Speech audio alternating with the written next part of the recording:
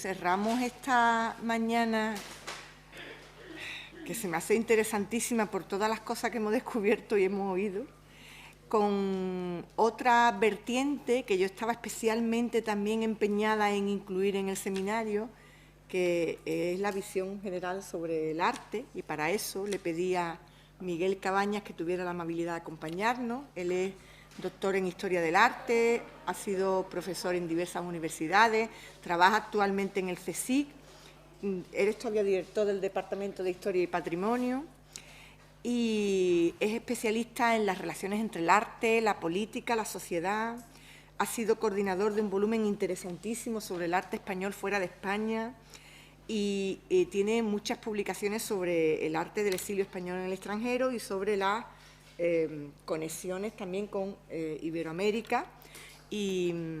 Miguel nos va a hablar de los artistas españoles del exilio del 39 en dos países amigos, Rusia y México. Yo también les quiero agradecer a Miguel su presencia.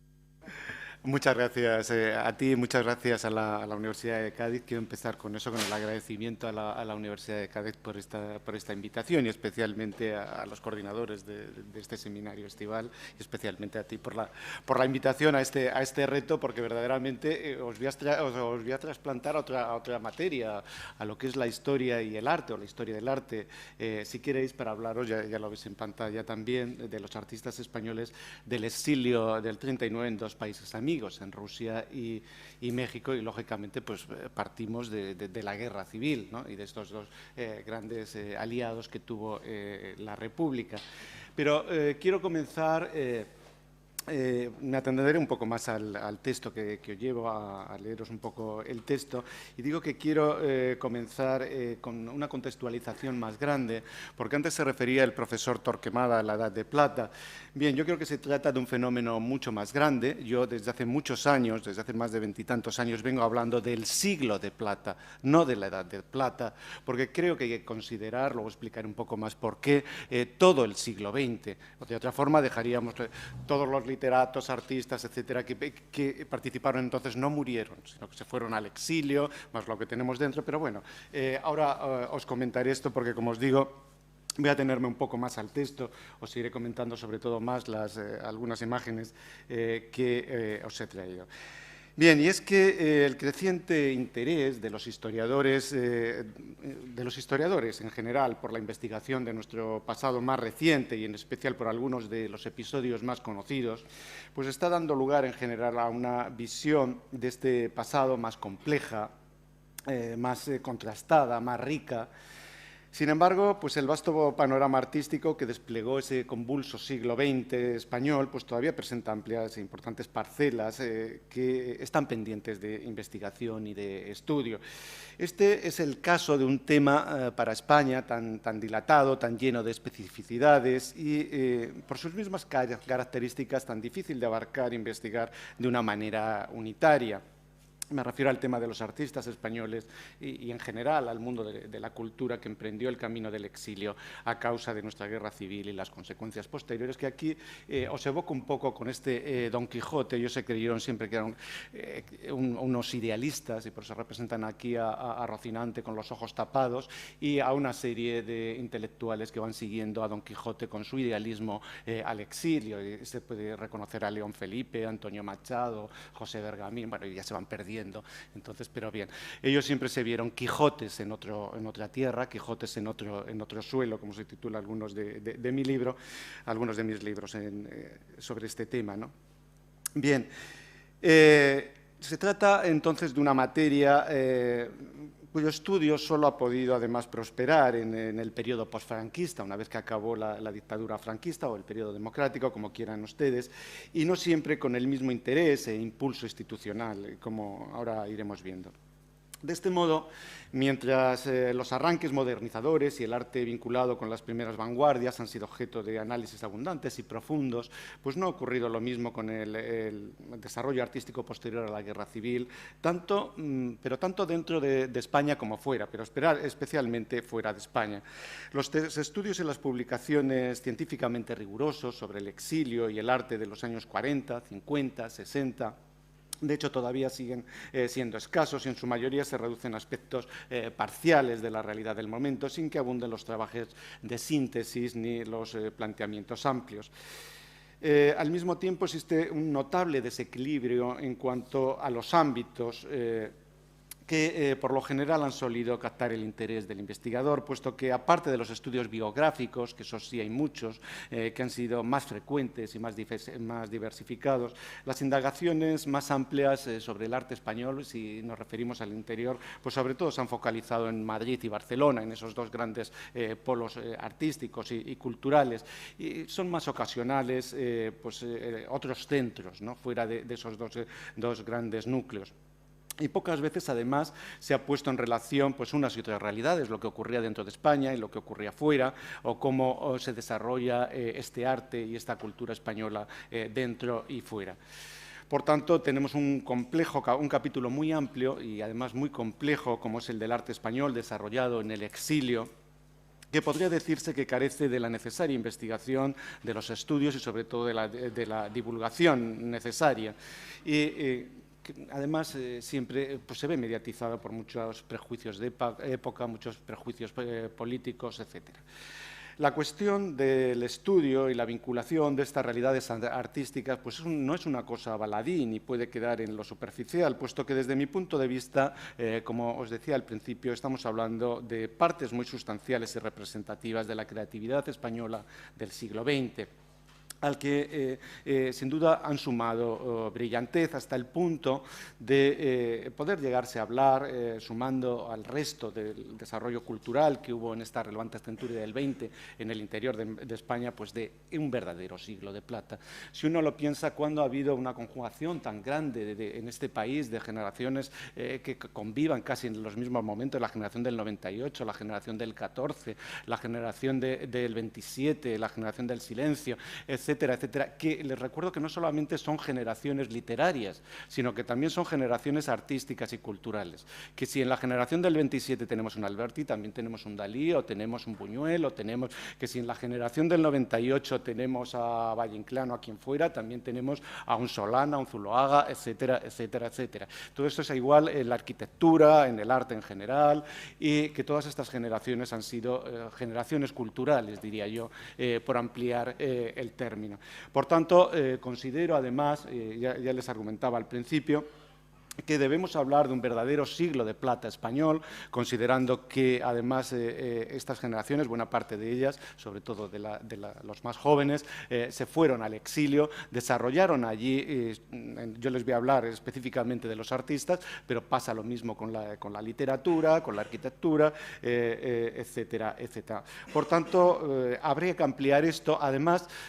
por insistir un poco más, no solamente es lo que ocurre en España en estos momentos, sí que es cierto que en el interior hay una ralentización en los años 40, pero en los 50, por ejemplo, es la primera vez que España en el arte se sintoniza con lo que se hace Europa. Es la época de la gran abstracción española, de los pintores como Tapies, etcétera, etcétera, que después el materialismo, la pintura matérica, perdón, etcétera, etcétera. Bien, esto lo vamos a encontrar en plena crisis franquista porque, bien, no corresponde, no tiene una época autoritaria, no tiene por qué corresponder a un bajo nivel cultural, y bien nos lo dice nuestro siglo de oro, que más autoritario que aquello no fue este otro periodo. Entonces, incluso contando con el franquismo y dentro de tal, creo que incluyéndolo, además, debemos hablar de ese siglo de plata. Y si no, por lo que viene después, la transición, con todo su movimiento, que nos dio aquí una regeneración en muchos aspectos de otras cuestiones. Bien, pues el fomento indagador desde las diferentes autonomías y administraciones españolas o locales o administraciones autonómicas o locales españolas, que cada vez es más notable, pues también nos ha abierto muchos ámbitos artísticos y ámbitos de investigación hasta ahora desatendidos, pese a que esto sí que suele tener un carácter más divulgativo, pero que nos ha abierto también grandes campos y nos ha descubierto a mucha gente que andaba, a muchos artistas, a muchos creadores, a muchos literatos que andaban fuera mal estudiados. En cambio, por ejemplo, a nuestra historiografía, y voy a hablarles específicamente de la historiografía artística, pues todavía les resulta difícil acostumbrarse a recordar esta aludida instalación de los artistas fuera de nuestras fronteras, y realmente es un capítulo que se añade pocas veces a cualquier manual, por ejemplo, de historia del arte o de historia de la literatura o de historia de la arquitectura, etcétera. Pero lo cierto es que esta migración a la que se ascriben algunos de los artistas y las orientaciones más significativas de esta centuria del siglo XX, pues sin duda han contribuido notablemente a conformar de una manera ineludible, creo yo, una parte importante de ese rico paisaje artístico-cultural que me reitero en calificar de nuestro siglo de plata, en afinidad, como os decía, con nuestra respetada centuria áurea y además ampliando pues toda esta denominación que hablaba, mejor dicho, el profesor Torquemada sobre el primer tercio del siglo XX, el primer tercio del 900. Y es que, además, recordar que solamente, por recordar uno de los casos más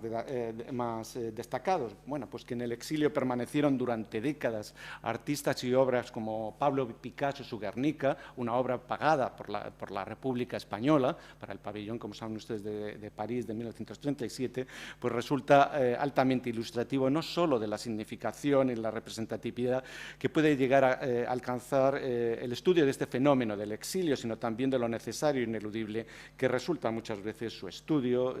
además en profundidad, con variedad y sin dejar que sea un capítulo importante de nuestro arte y de nuestra cultura. Bueno, pero a tenor de lo que ya he expuesto, bueno, se puede ir deduciendo que no me será posible hablar aquí de todos los exiliados españoles, ni de todo lo amplio que es este fenómeno del exilio, y ni siquiera de una manera científica. Podría comenzar, eso sí, quizá exceptuando un caso singular de atracción, como fue Francia, donde se venía conformando una importante escuela, lo que se llama la Escuela Española de París, en cuanto a los artistas, presidida por figuras como Picasso, en el caso de la pintura, o de Julio González, en el caso de la escultura, bueno, que luego además prestaron un enorme apoyo a estos exiliados españoles y que jugaron un papel muy interesante en la vinculación de la vanguardia de dentro de España y de fuera. Incluso también fueron un gran apoyo para ir sacando a todos estos artistas y literatos de los campos de concentración franceses. Pero al mismo tiempo, pues no estará de más recordar, por un lado, la pérdida de brío de la capital gala, sobre todo a partir de la Segunda Guerra Mundial. Va perdiendo brío como referente, y por otro, que el exilio político de estos años pues no fue un aspecto exclusivo de la sociedad y el arte ibéricos, de lo que ocurrió en la península, en España, sino que a causa de luego la Segunda Guerra Mundial, pues el fenómeno se extendió por toda Europa, afectando de lleno a la creatividad casi de toda Europa, que sufre unos desplazamientos importantes en esos años, ¿no? En los años finales de los años 30 y la mitad de los 40. El exilio de los artistas españoles, por tanto, pues solo fue el prólogo, si quieren ustedes, de un fenómeno pues mucho más amplio. Aunque también es verdad que en el caso de los artistas de otros países que se instalaron en Francia, sobre todo conforme fue avanzando la ocupación alemana, tuvieron de remigrar a otros países. Eso es lo que ocurrió, por ejemplo, a los artistas y literatos españoles que se van entrando a los campos de concentración franceses y después, conforme avanza la ocupación alemana o se instalan en París, pues tienen que remigrar a otros países, como les va a ocurrir también a los artistas de otros países instalados en Francia. Lo que ocurre es que a estos artistas españoles, para colmo, el regreso se les retrasaría mucho más, porque al término de la Segunda Guerra Mundial, muchos de estos artistas o literatos tuvieron la oportunidad de regresar a sus países, lo que no ocurrió en España, que a causa de la dictadura franquista, como saben, esto se prolongó muchísimo más y casi tuvieron 40 años más que permanecer en el extranjero, creando vínculos y sinergias, bueno, pues muy interesantes en cada uno de los países.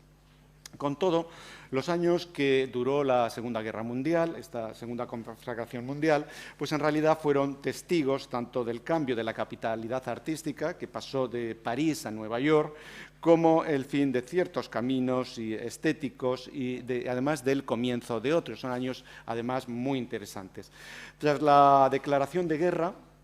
Muchos artistas europeos fueron movilizados y otros detenidos en Francia, pero la mayoría huyó, bueno, digo las declaraciones mutuas de guerras, pero la mayoría en general huyó pues a la zona francesa no ocupada. Desde luego buena parte de estos artistas pondría rumbo a Estados Unidos y a algunos otros países neutrales, al tiempo que otros pues, se integraban en la resistencia, de manera que las posibilidades artísticas en cualquier caso se redujeron muchísimo, enormemente, diría yo, sobre todo en la Francia ocupada. Casi todas las capitales europeas, en realidad, pues parecían haber agotado su ímpetu vanguardista y les resultaba difícil relanzarse, mientras la escena neoyorquina pues, iba sirviendo de encuentro a gran parte de las figuras vanguardistas de entonces, como Dalí, Tanguy, Mata, Man Ray, Breton, Herse, Masson, Lam, Duchamp, Leguer, Mondrian, Chagall, Ozenfant, en fin, un largo etcétera. Aquí, de hecho, vemos algunos de ellos, porque la exposición Artists in Exile, que inauguró en marzo de 1942 la Galería Pierre Matisse de Nueva York, pues constituyó además todo un símbolo de estos artistas desplazados a causa de la Segunda Guerra Mundial desde diferentes países. Pero al margen del liderazgo artístico que Estados Unidos arrebataría a París, a causa de la guerra, y volviendo a los orígenes y principales destinos de los exiliados españoles, que ya llevaban años de exilio saliendo de España, pues junto al caso singular de Francia hay otros dos países que jugaron un papel primordial y prácticamente único, como decía al principio, en el apoyo a la causa de la Segunda República Española durante la guerra, durante el conflicto español, la Guerra Civil Española. Y me refiero a Rusia, o la antigua URSS, o Unión Soviética, y a México.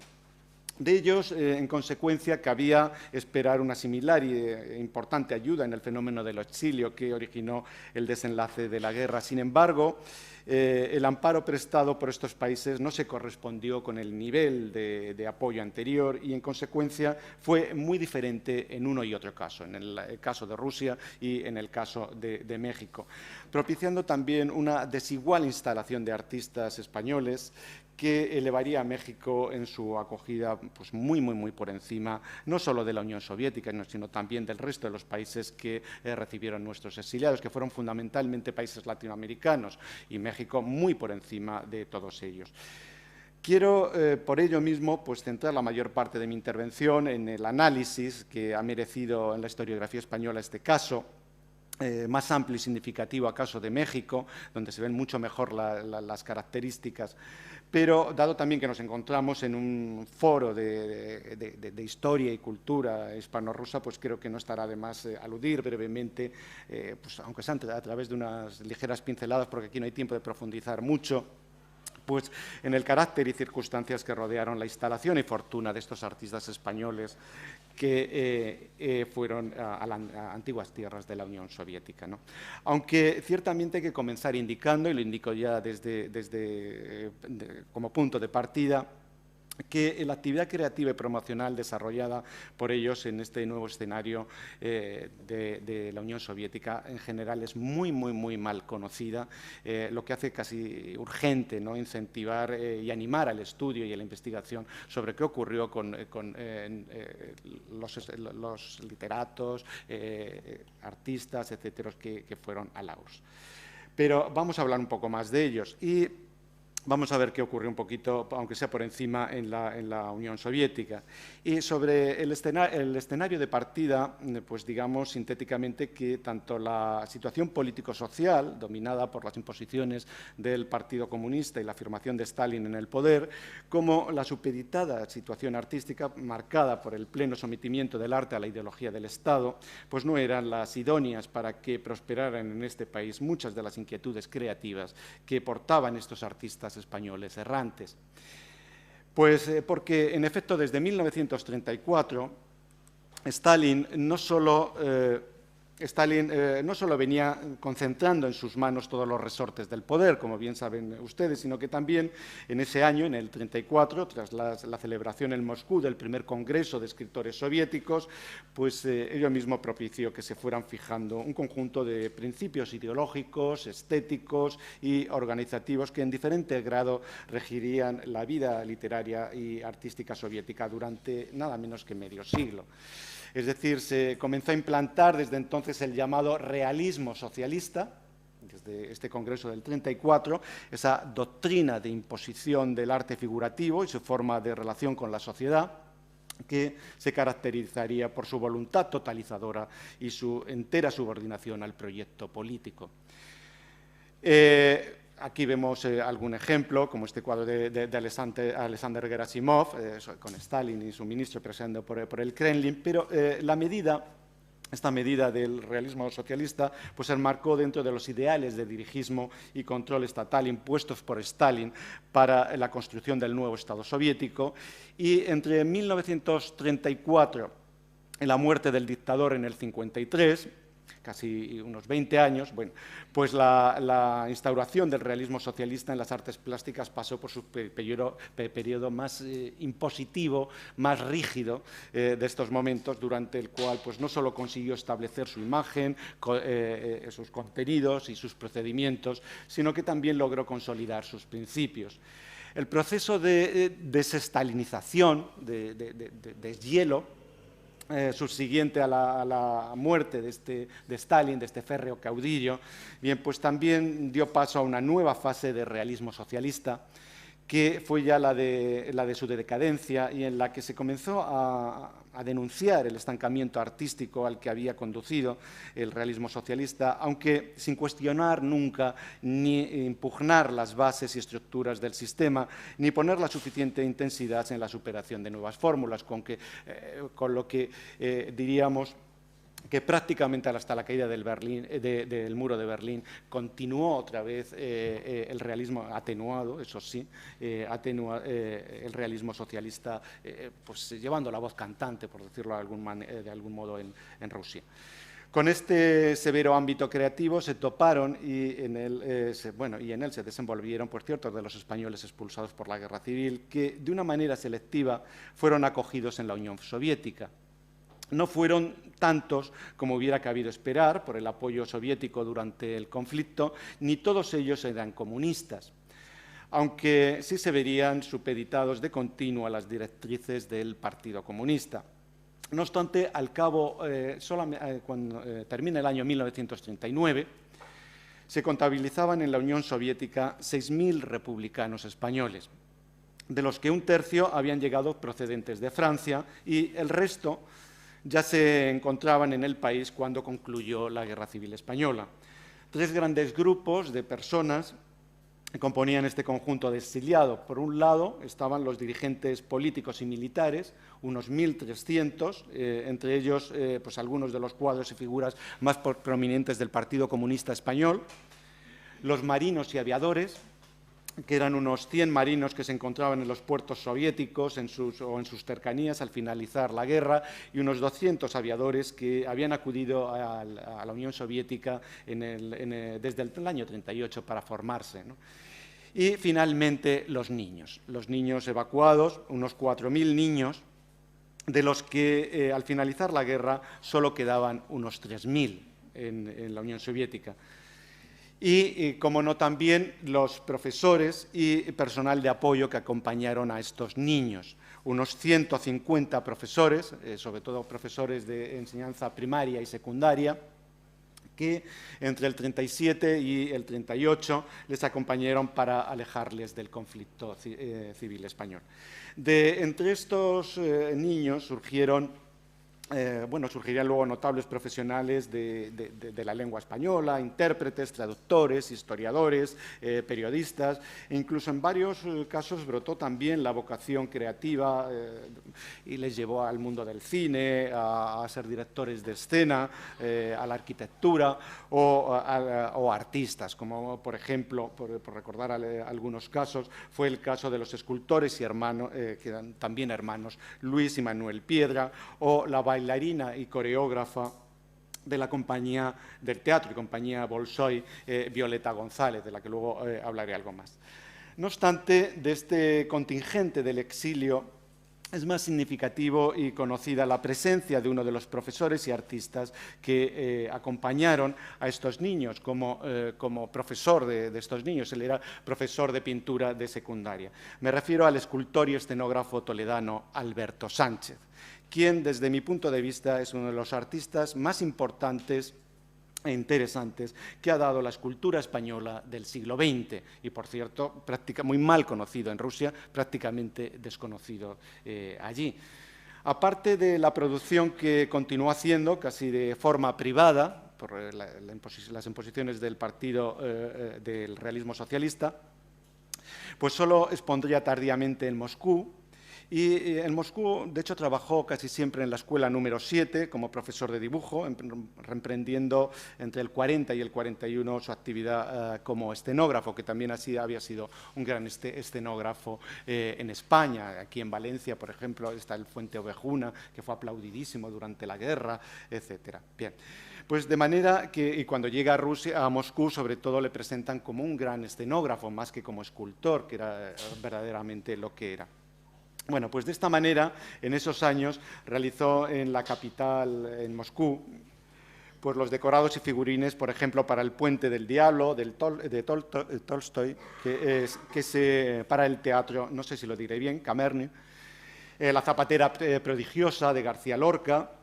para el teatro gitano, La gitanilla de Cervantes, también en adaptaciones, en este caso de César María Arconada, otro de los exiliados a Rusia, en este caso también para el teatro gitano.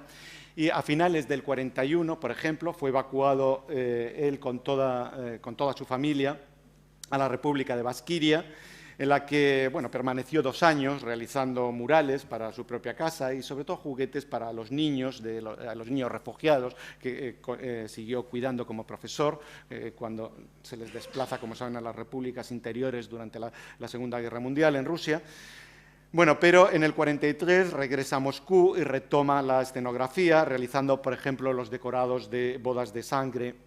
de García Lorca para el teatro gitano, donde permaneció nada menos que 14 años en cartel. Antes aludían a lo conocido que es García Lorca en Rusia, y entre otras cosas aquí vemos la cantidad de veces que se le llevó incluso a escena. Pasada la Segunda Guerra Mundial, pues abrió en su trayectoria un destino en el que, con una figuración de gran ingenuismo, triste, melancólica, pues comenzó a pintar paisajes, bodegones, retratos, como este mismo autorretrato que vemos aquí, y aumentó mucho su actividad como escenógrafo, de manera que realizó los figurines y decorados para varias obras, entre ellos la adaptación de Arconada del Sombrero de 3 picos, de Alarcón, o La verbena de la paloma, así como también 2 obras originales de otro escritor exiliado junto a él, que fue el escritor palentino Arconada, que me refiero a Manuela Sánchez y La Molinera, para que las llevaron también a escena. También otras 2 obras de Lope de Vega, La dama boba y Los 2 habladores, todas ellas para el Teatro Savigin en Moscú.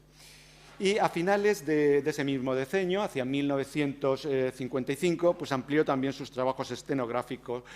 con los realizados para el alcalde de Zalamea, de Calderón de la Barca, o La Mariana Pineda de García Lorca, ambos también, estos 2 para el Teatro Mayakovsky de Moscú. A partir de mediados de la década de los 50, coincidiendo ya con el proceso de desestalinización y hasta su muerte en 1962, pues Alberto también reemprendió su actividad como escultor, pero eso sí, de una forma muy intensa, pero también casi dentro de casa y de una forma bastante sin promoción exterior, digamos.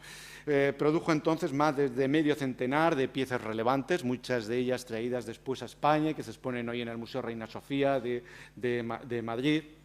Pero también viajó a Pekín en el año 57, sobre todo con su cuñado, el arquitecto Luis Lacasa, y trabajó como asesor escenográfico para la película Don Quijote de Gregory Constantin. creo que es de esto. Aquí tenemos algunos de estos bocetos que realizó para esta escenografía de la película del año 57 de Cosenset. Además, él mismo también participa, una de las voces que se oyen de los labradores por detrás en la película precisamente es la voz original de Alberto Sánchez. Como saben, esta película fue presentada en el Festival de Cannes del año 57, ganando la Palma de Oro, pero en España estuvo prohibida hasta 1966, por eso les he traído los dos carteles del famoso Don Quijote de Conscience, que prácticamente es por lo único que se le conoce en Rusia, por su participación en esta película y para nada por su, todo el despliegue de su escenografía y toda su escultura, con esculturas a veces realmente impresionantes, porque Alberto Sánchez, ¿qué os diría? A veces ha sido el precedente del land art, con esculturas como escultura para pájaros, etcétera, que son esculturas naturales, donde incorpora el bosque, el propio bosque ruso, etcétera. Tiene una escultura sorprendente. Bueno, por otro lado, en 1958, realizó los decorados para la casa de Bernalda Alba, de García Lorca, nuevamente, como veis, García Lorca, esta vez para el Teatro Stanislavski, y un año después, en el 59, expuso su obra, es la única vez que se expuso su obra escenográfica como exposición, en la sala de la Unión de Pintores, Escultores y Escenógrafos de Moscú. Bueno.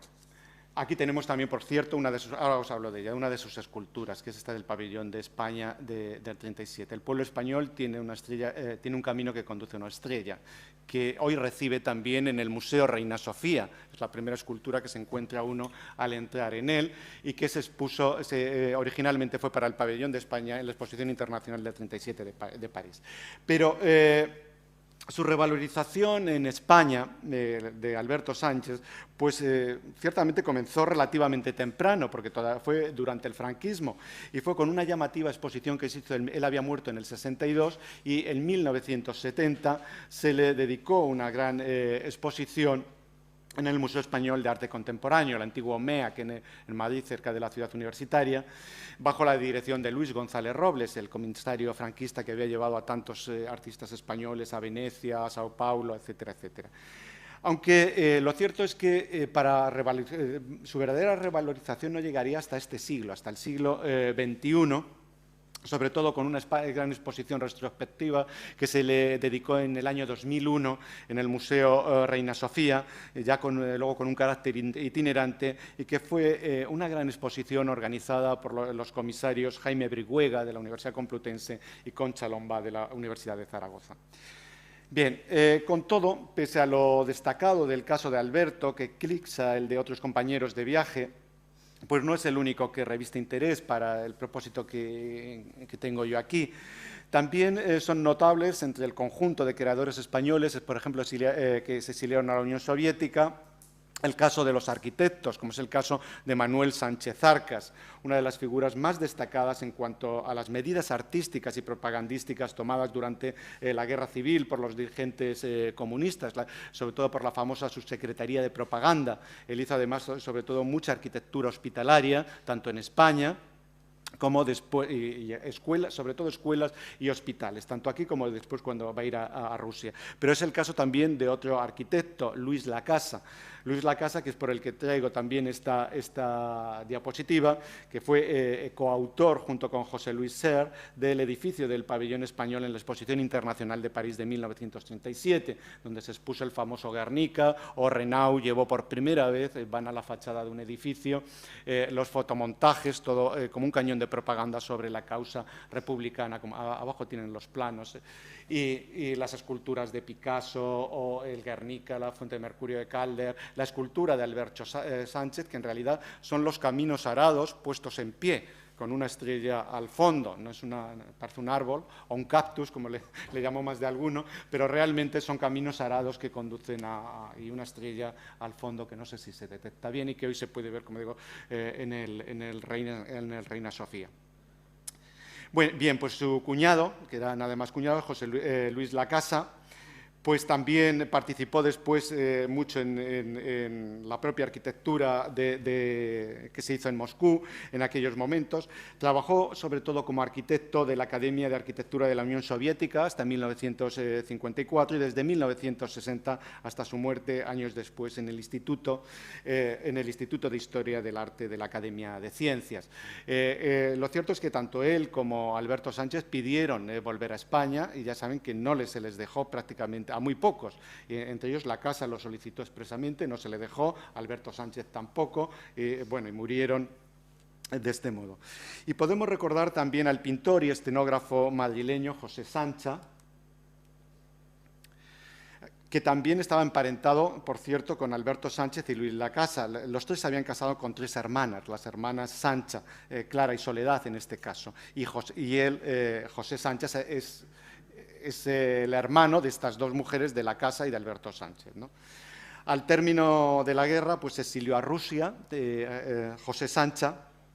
y se instaló en Moscú, donde, como ellos, pues realizó diferentes cuadros,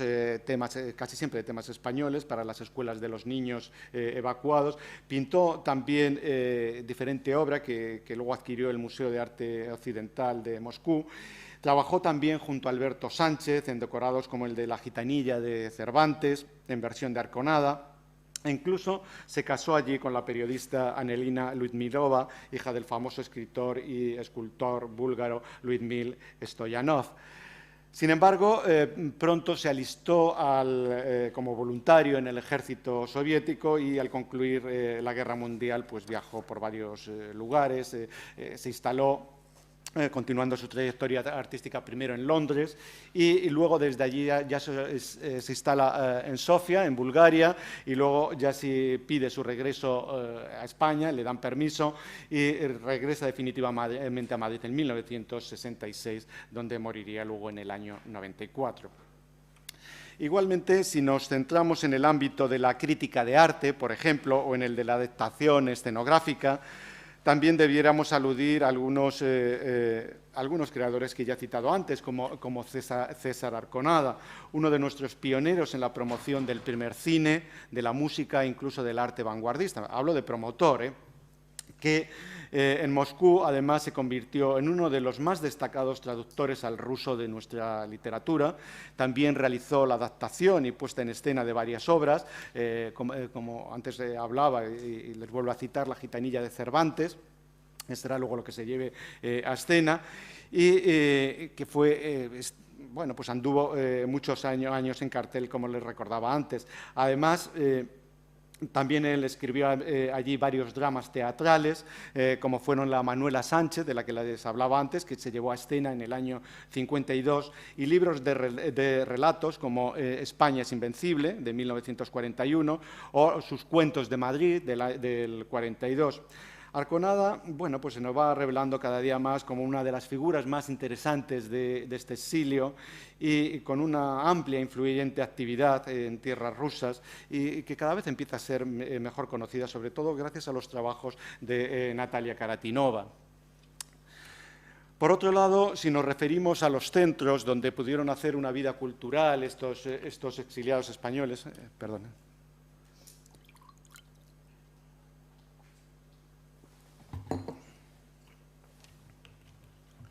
bueno, pues pudieron desarrollar diferentes aspectos de la cultura española,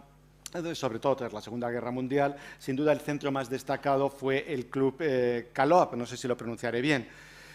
que nació de la iniciativa de los trabajadores de la fábrica moscovita número 30,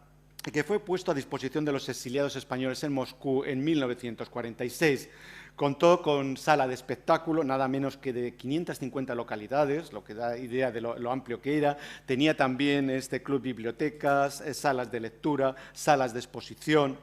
estudio de artes plásticas y otras tantas salas para ensayos de ópera, ballet, orquestas, etc.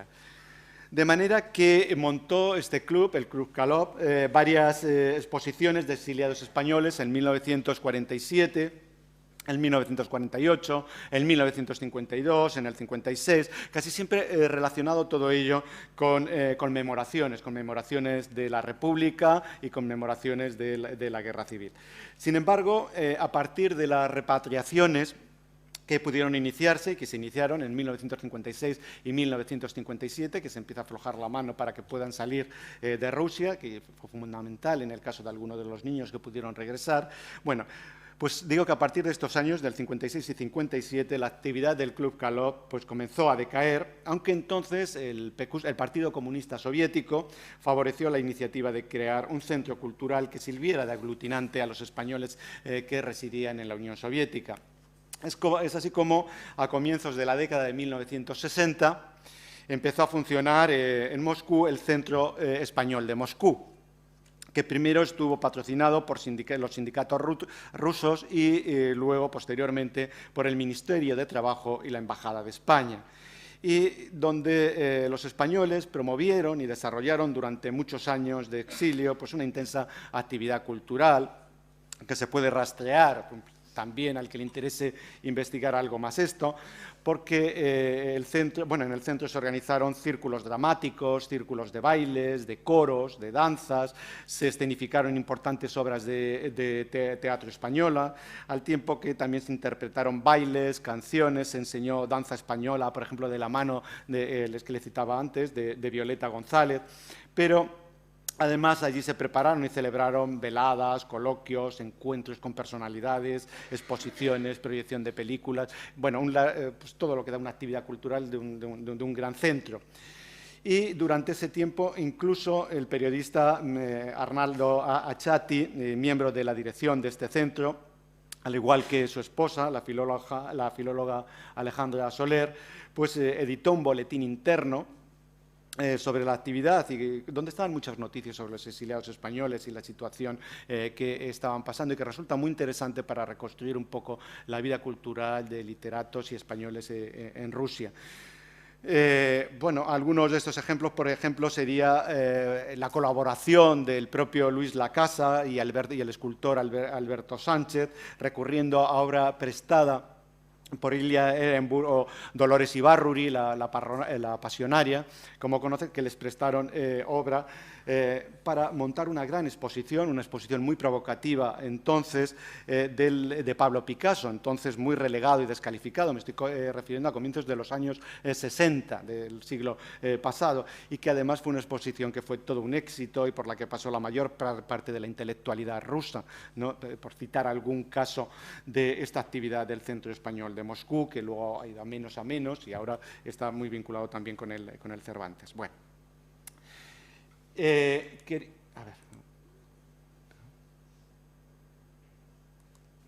Quería hablarles también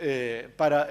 ver un contraste con el caso de México, que es lo que ocurrió allí con los artistas españoles que exiliaron a este otro país. Pues en otro orden y con otras características y dimensiones, como decía antes, decía también que nos encontramos, pues este caso de los exiliados españoles a México, o los refugiados españoles en México se les llama más refugiados, un país que durante el conflicto español, durante la Guerra Civil Española, pues había sido otro destacado defensor de la República, junto con Rusia, a la que prestó o proporcionó armas y material bélico, al igual que la Unión Soviética. Su presidente, el presidente de entonces de México, Lázaro Cárdenas, había garantizado que favorecería una inmigración masiva de republicanos y ante la oferta, pues el éxodo comenzó muy pronto. De hecho, se inició ya con la llegada en 1937 de 500.000 de niños, los llamados niños de Morelia, por la primera ciudad donde fueron alojados en México. Bueno, que fueron, digamos, la avanzadilla de esta migración, en cierto modo, como había ocurrido en la Unión Soviética, también los niños fueron por delante, y también de estos niños, de los niños de Morelia, como se les llama en México,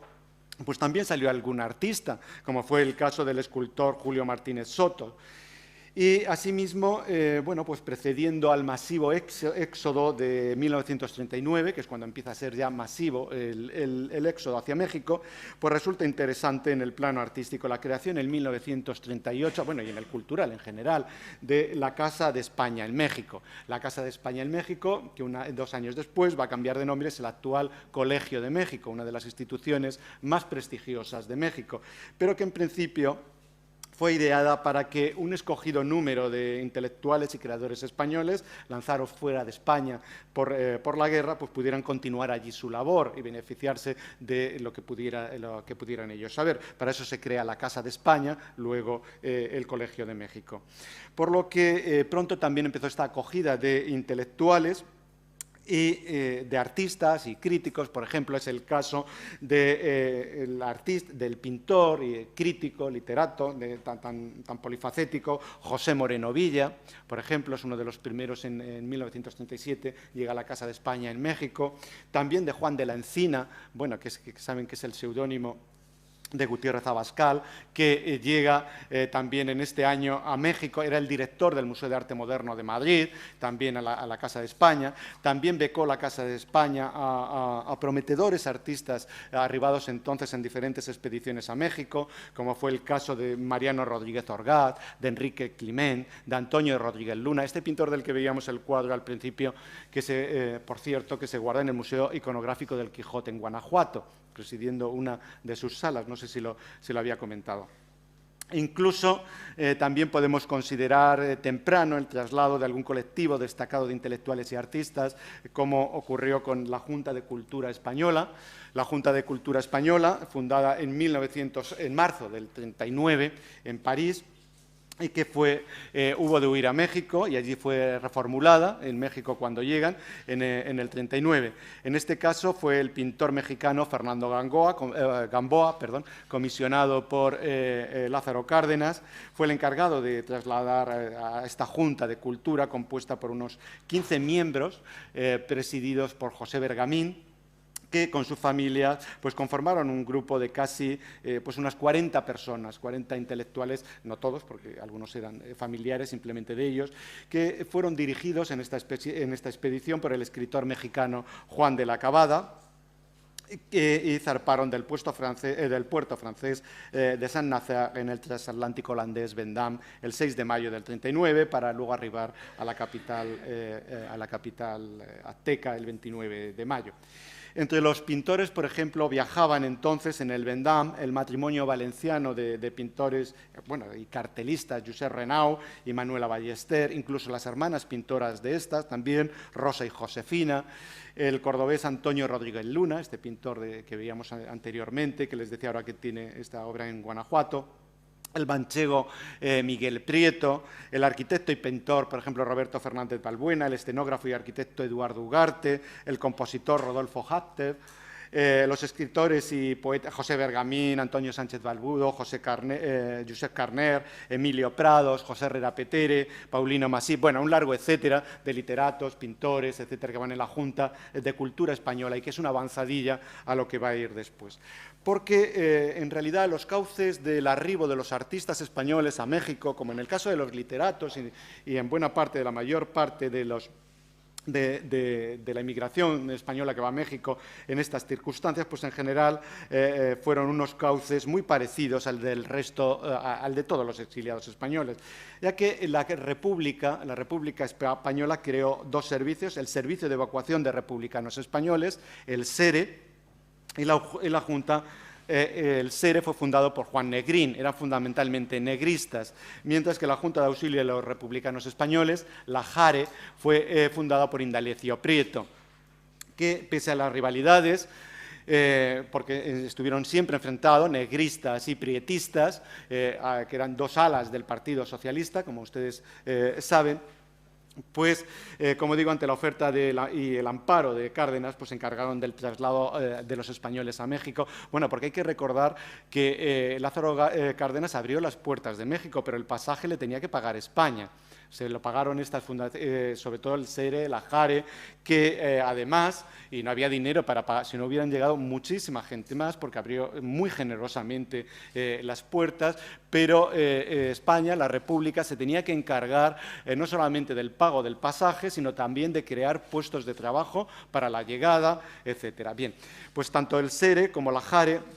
se encargaron de crear pues, diferentes empresas, fundaciones, colegios, hospitales, publicaciones. Bueno, hay colegios como el Madrid, el Luis Vives, cualquier mexicano que haya estudiado allí te lo va a decir enseguida, de un prestigio enorme, en el que incluso hoy día se sigue todavía poniendo todas las mañanas el himno de Riego, lo que no se hace ni en España, ¿no? Que es el himno de la República, ¿no? Tú lo sabrás bien, ¿no, Selma? No sé si has estudiado, tienes algo que ver con el Colegio Madrid. Sí, yo sé que todo el que estudia en el Madrid o en el Luis Vives o tal lo cita porque es algo de prestigio, que enseguida lo siente. Y es que, en cierto modo, los profesores del Madrid o el Luis Vives eran los rectores, José Gaos, el filósofo de la Universidad de Valencia, de la Universidad de Valencia. Los profesores universitarios fueron, cuando llegaron allí, incluso profesores de secundaria o de tal. Entonces, claro, era un plantel y siempre con un prestigio muy grande. Ahora no quiero decir que sea ahora así, pero siempre tuvo muchos prestigios. Los pintores, artistas, que es a los que me refiero, actuaron allí mismo, artistas de mucho nivel en España, fueron allí profesores de pintura. También, bueno, pues crearon también sus hospitales, sus publicaciones, crearon muchísimas nuevas editoriales en México, antes lo recordaba, o participaron en otras, como el Fondo de Cultura Económica, pero Juan Mortiz, Finisterre, Grijalvo, Martínez Roca, etcétera, etcétera, son editoriales fundadas por los exiliados españoles en México. Eso sí, casi siempre con capital o gran capital mexicano, ¿no? A veces otra parte lo puso la República en el exilio. Con el dinero que había tenido. No quiero entrar aquí en el tema del oro de Moscú y el Vita, que son una forma de cómo salió dinero para esta ayuda a los exiliados, tanto hacia la Unión Soviética como hacia México. Bueno, pero por ahí más o menos fue la financiación de toda esta acción que estoy diciendo. Bueno, pues a su cargo también del SERE y de la JARE pues se fletaron los barcos con las expediciones más numerosas durante el año 1939, las cuales llegaron poco después del Vendam. De manera que solo en el Sinaya, en el transatlántico Sinaya, en el Ipanema y en el Mesic, pues transportaron a un conjunto de 5.000 pasajeros republicanos españoles desde Francia, aunque hubo otras muchas expediciones, sobre todo hasta 1942, en el que el conflicto bélico mundial las impidió. El Atlántico quedó minado, totalmente lleno de minas, y era casi, no se atrevían a hacer ya expediciones. Luego prácticamente se interrumpen en el año 42 y se reinician algunas evacuaciones a partir del año 55-56, ya cuando había acabado la Segunda Guerra Mundial. Sobre todo hay una nueva oleada de migración de los que habían sufrido en España, se habían quedado y habían sufrido depuración e inhabilitación para ejercer, casos sobre todo de maestros de primaria, secundaria, todo tipo de funcionarios, arquitectos, etcétera, que no podían, se les había prohibido ejercer en España. Tenían como salida el exilio o dejar el trabajo y las oposiciones que hubieran ganado en su momento. De un modo u otro, se calcula que en las expediciones que ayudó y pagaron el pasaje, el SERE y la JARE, llegaron a México unas 16.000 personas, 16.000 republicanos. Por consiguiente, en conjunto, finalmente digamos que es una cuantía muy diferente a la de la URSS,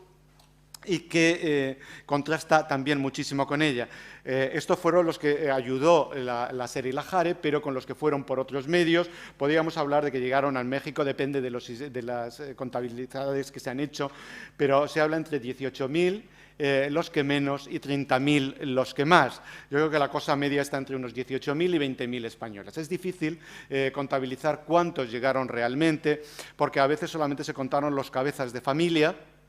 otras veces solamente es el padre, etcétera, ¿no? Y entonces hay que sacar medias. Pero en cualquier caso, como digo, entre 18 y 20.000 españoles se instalaron en México, entre los que predominaba la procedencia sobre todo de Cataluña, de la antigua Castilla la Nueva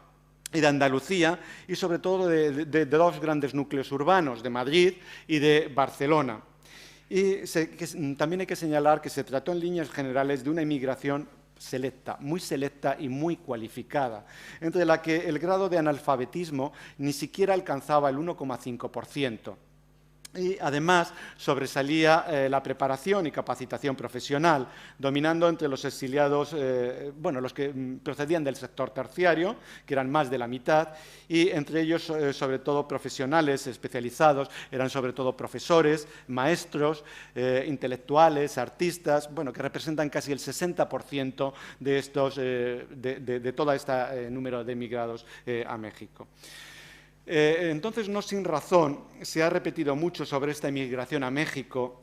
que aun dentro de su variedad pues fue realmente selecta y principalmente caracterizada por la abundancia de intelectuales y artistas que contenía. Extremos, además, que confirman los análisis de los datos declarados por los pasajeros de los barcos fletados y también su inscripción cuando llegaban en el consulado de España. Estaba el consulado republicano de España, donde se inscribían al llegar. Por eso sabemos también las profesiones,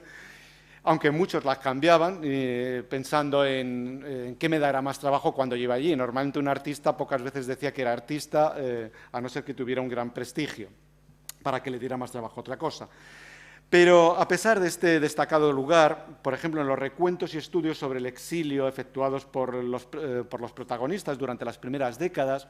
de este exilio, pues los recuentos y relaciones de artistas, por ejemplo, nunca han registrado más de medio centenar, más de 50. Y es que la incidencia de ciertos hechos y contingencias característicos del artista del exilio, como el diferente momento de llegada, las defunciones, que también empezaron a ser frecuentes, sobre todo a partir de los años 50, la movilidad típica del emigrado, están unos años en una ciudad y si luego cambian a otro país a ver si encuentran trabajo, si no les iban bien las cosas, también los cambios de ocupación en el caso del artista, que podían hacer de todo en esos momentos, los regresos a Europa, que empiezan a ser importantes, sobre todo a partir de 1947, en el que Franco da un decreto que puede volver todo aquel que no haya cometido un crimen político. Dice textualmente el decreto. Lo que pasa es que era muy difícil interpretar qué iban a considerar crimen político, porque según el que venía, pues se lo aplicaban o no, dependiendo de lo que les pareciera, ¿no? Bueno, pues digo que estaban los regresos también, otros regresaron a Italia, a Francia, a otros países cercanos a Europa, para cuando pudieran entrar cuanto antes en España. Y luego está el relevo generacional, que también en un exilio de casi 40 y tantos años, también hay un claro relevo generacional, sobre todo a partir de los años 50. Bien, y todo esto acaba dificultando las precisiones para dar cifras exactas de cuántos artistas llegaron a México. Por otro lado, respecto al grado de formación y cualificación de estos artistas, pues también la variedad a considerar es mucha, puesto que además de edades diferentes, pues procedían de geografías españolas, de niveles de educación y de ambientes artísticos muy diversos. No obstante, en líneas generales, básicamente les caracterizan tres situaciones formativas, diría yo, que se reparten en dos grandes generaciones, para simplificar. La primera generación, se trata de la que agrupa tanto a los artistas ya formados, que continuaron haciendo en México una obra madura, en la que el nuevo país pues, solo influyó superficialmente. Y agrupa también esta primera generación o generación madura al conjunto más flexible y numeroso de los que se hallaban en formación o al menos abiertos a nuevas experiencias que afianzaron su obra en México. Adultos, en cualquier caso, todos ellos, el bagaje que traían de España y en especial la experiencia del conflicto bélico y la migración fueron en general más determinantes en su producción que la propia influencia mexicana. Conforman esta que podríamos llamar generación madura, una larga lista de artistas entre quienes podemos destacar, a modo indicativo, les voy a señalar algunos, a Aurelio Arteta, a Manuela Ballester, a José Bardasano, a José Bartolí, por ejemplo, fue el amante de Frida Kahlo, el amante español de Frida Kahlo, José Bartolí, bueno, Salvador Bartolozzi, el arquitecto Félix Candela, Enrique Climent, Roberto Fernández Balbuena, Esteban Francés, Gabriel García Maroto, Elvira Gascón, Ramón Gaya, Germán Horacio, José y Cati Horna, escultor y fotógrafa, Joan Junier, José Moreno Villa, Miguel Prieto, Josep Renau, Antonio Rodríguez Luna, Cristóbal Ruiz, Arturo Souto, Remedios Varo, bueno, etcétera, etcétera. Llevaban una variedad enorme de producciones, también procedían de aquí de niveles, como he dicho, muy diferentes, pero casi todos ellos dentro del realismo, desde el realismo regional, que por ejemplo continuó haciendo un Aurelio Arteta, que veis aquí abajo, y que llegó a México y continúa haciendo sus vascos como si continuara en Bilbao, a otros muchos realismos, desde un realismo más fantástico, como empieza haciendo al principio Josep Renau, que veis al principio, a otros realismos más cercanos a la ideología, que vemos abajo. O lo mismo le va a ocurrir a José Bardasano, también un realismo muy cercano a lo que ocurría en Moscú. Otras veces es con una gran influencia, como vemos en Cristóbal Ruiz, por ejemplo, en este caso, de la luz del sur de México, del Caribe, en este caso, o el realismo intimista que va a hacer, por ejemplo, un Ramón Gaya, que también fue crítico de arte, o ciertas evoluciones, como las va a tener Enrique Climent, que es de los pocos que va a ir evolucionando hacia la abstracción, sin perder nunca, casi nunca, la figuración, o el realismo tan dramático, por ejemplo, que tendrá un Arturo Souto, al que le influyó también mucho el exilio, o un Rodríguez Luna, del que veíamos antes a Don Quijote en el exilio, y que vemos aquí, por ejemplo, una evolución de su pintura hacia cierto intimismo, ¿no? Y luego en los 50 cambia ya a cierta geometrización, o el surrealismo que llevan los españoles, que junto a otros europeos va a ser muy importante, aunque los españoles son los primeros que llevan el surrealismo europeo allí, como es el caso de Rodríguez, del surrealismo intelectualizado de José Moreno Villa, que vemos en la segunda línea, o el surrealismo maravilloso de Remedios Varo, que siempre va acompañado, como saben, de textos literarios, describiendo cada cuadrito tiene su cuento. Se está descubriendo también como literata a Remedios Varo cada vez más. Bueno, en el caso de la escultura ocurre lo mismo, está desde los realismos taurinos de Alfredo Lluch o indigenistas, como es el caso de José Cañas, a otros realismos, bueno, más normales, como va a ser el de Antonio Ballester, o la escultura surrealista que, por ejemplo, va a hacer José Horna, el marido de una gran fotógrafa también mexicana, que es Cati Horna, que era de origen rumano, por cierto, y se casó, vino durante la guerra y se casa con José Horna, Cati Horna. Bueno, y en este caso José Horna. Bueno, estos serían los que acabo de citar, la generación más madura, pero también junto a ellos encontramos a la segunda generación, a la que se adscriben los que llegaron muy jóvenes y terminaron haciéndose artistas en México. En general fueron mucho más receptivos y se integraron mucho más en México. Fueron sobre todo integradores de la herencia española y familiar con la vivencia mexicana y hacen una gran síntesis de las dos cosas. Así, por lo común, su obra pues, tiene un aspecto más desarraigado e internacional que la de sus predecesores, que la de sus padres, y escogen temas y problemáticas, referencias particulares que ellos suelen elevan casi siempre a símbolos de ámbito generalizado e intemporal. Es una generación igualmente nutrida, como la generación madura, y entre esta joven generación, o generación hispano-latinoamericana o hispanoamericana, como se la ha llamado sobre todo en el terreno literario, bueno, pues podríamos destacar nuevamente, y nuevamente digo a título indicativo, ahora os hablaré más de la gran cantidad de artistas que llegaron allí, pues podríamos destacar a Inocencio Burgos, a Vicente Gandía, a José García Narezo, a Rafael Hernández Barroso, a María Luisa Martín, a Benito Meseguer, a Francisco Moreno Capdevila, a Marta Palau, a Antonio Peláez, a Antonio Peirí, a Pedro Preus, a Vicente Rojo, a Antonio Serna, a Toni Esbert, a Imanol Ordorica, a Luscinda Urrusti, a Puri Yáñez, bueno, y un larguísimo etcétera. Aquí, por ejemplo, os he traído algunos ejemplos de Vicente Rojo, que llega muy joven, a los 16 años, a México, él se considera sobre todo mexicano. Van a ser precisamente esta segunda generación la que llegue a la abstracción, aunque ocurre una cosa